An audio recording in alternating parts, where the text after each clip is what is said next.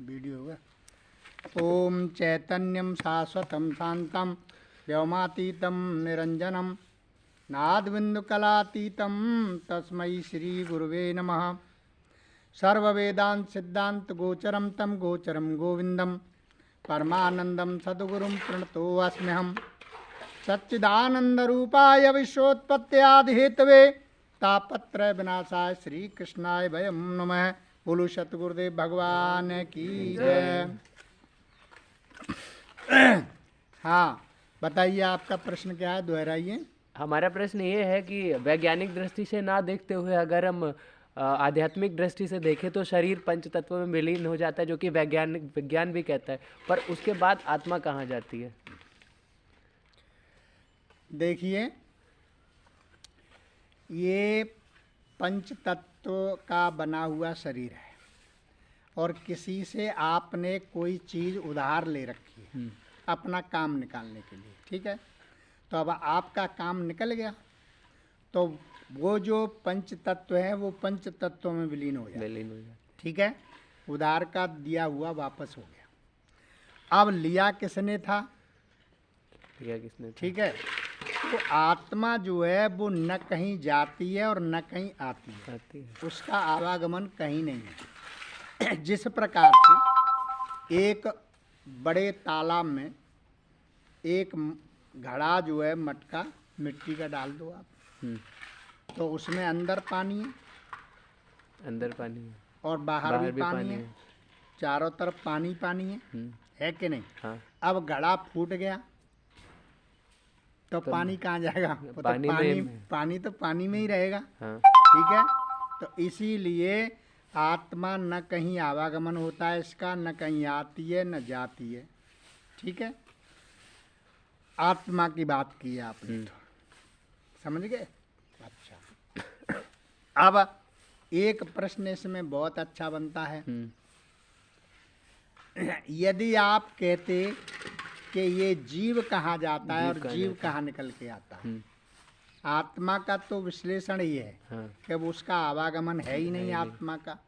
आत्मा तो ब्रह्म ही है, ब्रह्म परम, ठीक है। तो वो तो ओतप्रोत है सब में, संसार में भी ओतप्रोत है, जगत में जगदीश्वर है और जगदीश्वर में जगत है, ठीक है। तो वो कहीं उसका आवागमन नहीं होता है आत्मा का, वो तो वहीं रहती है, ज्यों की त्यों रहती है। केवल शरीर ही छूटता है और शरीर ही दोबारा फिर भोगने के लिए मिलता है। अब बात रही जीव की कि जीव कहाँ जाता है, तो जब तक ये माया में लिप्त होता है, अविद्याकृत रहता है, ठीक है। अविद्याकृत रहेगा और माया में लिप्त रहेगा, अपने को समझेगा नहीं, केवल अपने को इसने क्या किया है कि जड़ से अध्यास कर लिया, यानी संबंध कर लिया है जीव ने। और जब तक जड़ से संबंध रहेगा इसका, तब तक बिल्कुल भी ये समझ लीजिए कि वो अबोध ही रहेगा और कर्ता भोक्ता कर्तृत्व भोक्तत्व इसके साथ ही लगा रहेगा, ठीक है। जीव और जड़ का संबंध स्थापित हो गया, यानी मैं मोरी ममता अहिंसा में फंस गया, इससे बाहर नहीं निकलेगा तब तक इस जीव का कल्याण नहीं होने वाला है। जीवे इति ब्रह्मा, जीव ही ब्रह्म है, लेकिन कब तक नहीं है? जब तक अविद्या है इसके साथ, माया है इसके साथ, जब तक विषयों में लिप्त है तब तक यह जीव ही है, इसको जीव की संज्ञा दी जाए। जी हाँ, ऊपर वेदांत में कहा है कि जीव है ही नहीं, वो तो ब्रह्म ही है, ठीक है। अच्छा, इस कहा है कि ईश्वर अंश जीव अविनाशी चेतन अमर सहज सुख राशि। अब ये तो सहज सुख की राशि है, दुख की राशि तो ये अपने आप बन गया है जबरदस्ती। काय के लिए? कि संसार इसने पकड़ लिया है। अब संसार को छोड़ना नहीं चाहता ये, दोष तो संसार को देता है। अरे बच्चे छोड़ते नहीं, ये शादी को, वो शादी को, ये घर बनाना, ये, यानी खुद ने तो पकड़ रखा है। कभी घर ने पकड़ा है क्या? नहीं, कभी नहीं। कभी धन ने आपको पकड़ा है क्या? नहीं। कभी धन आपको कहता है कि तुम धनवान हो? नहीं। तुम ही तो चिल्लाते हो कि मेरे पास धन है, मैं धनवान हूँ, मैं पैसा वाला हूँ, मैं घर वाल मकान वाला हूँ, मैं स्त्री पुत्र वाला हूँ। आप ही तो कहते हो। उसने कभी कहा? कभी नहीं। तो फिर किसने पकड़ रखा है? हम ही ने पकड़ रखा। फिर तो जब तक हम इससे निवृत्त नहीं होंगे, इससे हम विमुक्त नहीं होंगे, इससे हमें वैराग नहीं होगा, या तो वसुदैव कुटुंबकम की भावना हो जाए कि सारा संसार ही मेरा परिवार है, तब पीछा छूट सकता है। या फिर ऐसा हो सकता है कि एको ब्रह्म द्वितीय नास्ते, मैं तो एक ही हूँ, अकेला ही हूँ, कोई दूसरा है ही नहीं। समझे? और ये समत्व बुद्धि के द्वारा ही हो सकता है, विषमत्व बुद्धि के द्वारा नहीं होता। जब तक विषमत्व बुद्धि रहेगी, विषम का मतलब है एक दूसरे में बटना। ठीक है। जब तक विभाजन रहेगा उसका, उल्टी बुद्धि रहेगी, सम और विषम होते ना, तो फिर तो समत्व बुद्धि नहीं होगी, तब तक ब्रह्म में नहीं लगेगी, ब्रह्म का चिंतन नहीं करेगी, ब्रह्म का आध्यात्म योग नहीं करेगी, ब्रह्म का भजन नहीं करेगी, ब्रह्म का सुभजन करेगी, ध्यान नहीं करेगी, समाधिष्ट नहीं होगी, स्वरूप को पहचाने नहीं, स्वरूप में स्थित नहीं होगी, तब तक नहीं काम बनने वाला। ठीक है। तो जीव का काम तो है कर्तत्व और भोक्तत्व, करना और भोगना। जी हाँ। वो बार बार जन्म लेगा, जायते म्रियते भोग्यते संसार दुखालयम, जन्म लेगा बार बार मरेगा और संसार में भोग भोगेगा। जन्म के और मृत्यु के बीच में क्या है? भोग ही तो है। ये भोग ही तो भोग रहे हैं। अब सुअर नाली में पड़ा हुआ है, उसी में खुशी मान रहा है, उसी को बैकुंठ मान रहा है, तो इसका कोई इलाज नहीं। ठीक है। संसार में कहीं भी सुख नहीं है। गृहस्थ में चले जाओ, केसी रबड़ की सी खिंचाई हो रही है इनकी, हो रही है कि नहीं, लेकिन उसी में खुश हो रहे हैं कि हमारे 6 बच्चे हो गए, यहाँ ब्याह हो रहा है, और लठियाँ पड़ रही जब रोते है कि नहीं। तो अब इसी को सुख मान गए वो, तो अब ये सुख नहीं है। ये क्या है? ये संसारी सुख है, ये क्षणिक सुख है।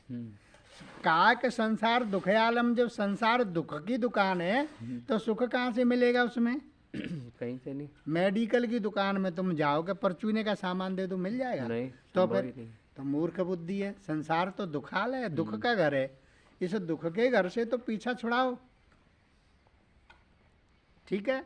तो इसका जब तक विनियोग नहीं होगा, एक अनियोग एक विनियोग होता है, वेदांतिक दृष्टि से कहते हैं।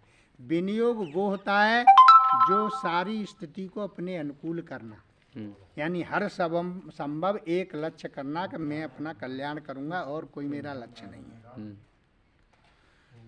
तो वो तो हो जाएगा भव से पार। और जिसने संसार को देख लिया तो फिर संसार ही तो मिलेगा।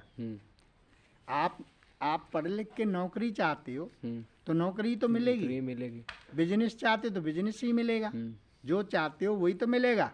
तो फिर अब संसार को चाह रहे हो तुम, तो संसार में ही रह रहे हो, संसार का चिंतन कर रहे हो, संसार को सोच रहे हो, संसार का ही कार्य कर रहे हो, बुद्धि में, मन में, अंतःकरण में सब संसार ही भरा हुआ है, तो फिर संसार ही तो मिलेगा। तो फिर आवागमन होगा ही होगा आपका। जीव का काम है भोगना। ठीक है। मन जो है, मन एव मनुष्यानाम कारणम बंध मोक्ष है, और सबसे कारण क्या है? बंध और मोक्ष में डालने वाला मन है। अष्टावक्र जी ने कहा है कि मन एव मनुष्यानाम, ये मन ही मनुष्यों का और बंधन में और मुक्ति दिलाने वाला है। अब बंधन में कैसे डालने वाला है? परमात्मा से विमुख हो गया तो बंधन में पड़ गया, परमात्मा के अनुकूल हो गया, कल्याण हो गया। बहुत सरल सी बात है, ज़्यादा कठिन नहीं। तो इसके लिए आपको गुरु के सानिध्य में जाना पड़ेगा, संत सानिध्य में जाना पड़ेगा, स्वाध्याय करना पड़ेगा, सत्संग का सहारा लेना पड़ेगा, कथा का सहारा लेना पड़ेगा, तो योग करने पड़ेगा। ठीक है। तो उस दिन भी हमने बताया था कि वो योग सच्चे वाला योग, ये वाला योग नहीं, रामदेव वाला योग नहीं। रामदेव वाला योग तो शरीर की स्वस्थता के लिए है, आत्मा की स्वस्थता के लिए, अंतःकरण की स्वस्थता के लिए वो योग है जो कि अपने स्वस्वरूप में स्थित होना, अपनी आत्मा को परमात्मा से जोड़ना, जीव से ब्रह्म, ब्रह्मत्व को प्राप्त करना। ठीक है। तो तब जा करके कल्याण होगा, वैसे कल्याण नहीं हो सकता। और जीव का आवागमन होता है, आत्मा का कभी आगमन नहीं होता। जब ये समझ गया जीव जीव नहीं रहा, वो आत्मा हो गया, आत्मा तो ब्रह्म हो गया, तो ब्रह्म गति न सागच्छति, ब्रह्म कहीं नहीं आता है न जाता है, न उसकी गति होती है न दुर्गति होती है। ब्रह्म तो ब्रह्म है। ठीक है। तो इसीलिए उसको सिर्फ अपने में जानने की जरूरत है, उसको पहचानने की जरूरत है, उसको समझने की जरूरत है। और हम समझेंगे जब हम गुरु के सानिध्य में जाएंगे, गुरु की शरण में जाएंगे। तो अब गुरु देखिए, शिक्षा गुरु तो हमारे अनेक होते हैं, बहुत गुरु हैं। जित हम स्कूल में कॉलेज में पढ़े 50 मास्टर तो सब गुरु हैं। किसी ने कोई काम बताया वो गुरु ही है, लेकिन सतगुरु एक होता है, जो हमें सत्य की प्राप्ति कराते, सत्य की खोज कराते, सत्य से मिला दे। और सत्य क्या है? सत्य परमात्मा, सत्य ब्रह्म। ठीक है। सत्य ईश्वर है, तो उस सत्य से मिला दे, वो सतगुरु है। तो सतगुरु के सानिध्य में जाना पड़ेगा, उसकी शरण ग्रहण करनी पड़ेगी, समर्पण करना पड़ेगा, अपने को साफ करना पड़ेगा। पहले साफ करोगे तभी तो कुछ अंदर जाएगा। तुम सुबह फ्रेश होने जाते हो तभी तो फिर कुछ ग्रहण करते हो कि नहीं? तो ऐसे ही है। ठीक है, समझ में आ गया? बोलो सतगुरुदेव भगवान की जय।